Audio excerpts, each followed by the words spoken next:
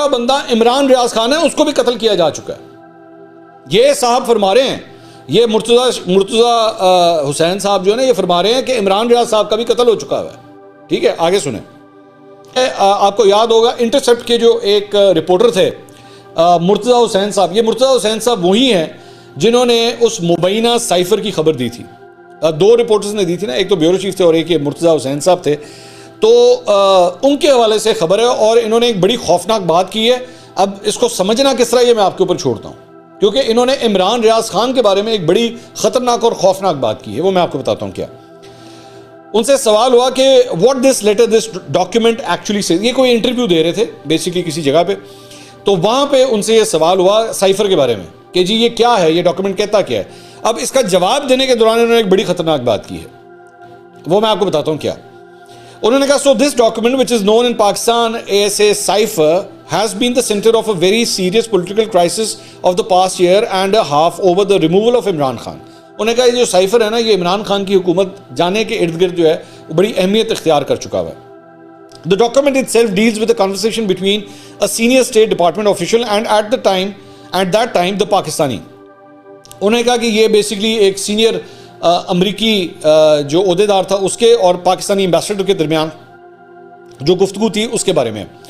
The US, where the State Department expresses extreme frustration with Pakistan's aggressively neutral, the term they use, stance on the Ukraine war under Khan, and encourages the Pakistani side, I would say even threatens them that if Khan is not removed, Pakistan would face isolation.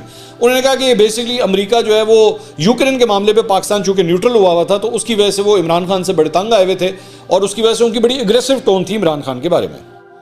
Interesting part अभी आने लगा। उन्होंने कहा, now this is very important, with the disclosure of this document the Pakistani establishment, the military junta now controlling the country has fought very hard to stop the document from coming to light. उन्होंने कहा कि ये जो establishment है पाकिस्तान की, इन्होंने भरपूर कोशिश की है कि ये मामला या ये स्टोरी जो है ना ये मंजर आम पे ना आ सके। And they're blaming it on Khan, even though as we specifically, very specifically and very clearly in our story, it's a source from inside the military itself, which is disillusioned with the crackdown, disillusioned with the attacks on democracy and the impact of that on the military itself, who gave it to us. तो ये कह रहे हैं कि जनाब even though हमने बड़ा साफ सुथरे अल्फाज में कहा है, क्लियरली कहा है कि जनाब ये सोर्स जो है वो हमारी फौज के अंदर से है, लेकिन फिर भी ये लोग जो हैं वो इमरान खान के ऊपर डाल रहे हैं। ये फरमा रहे हैं मुर्तज़ा साहब।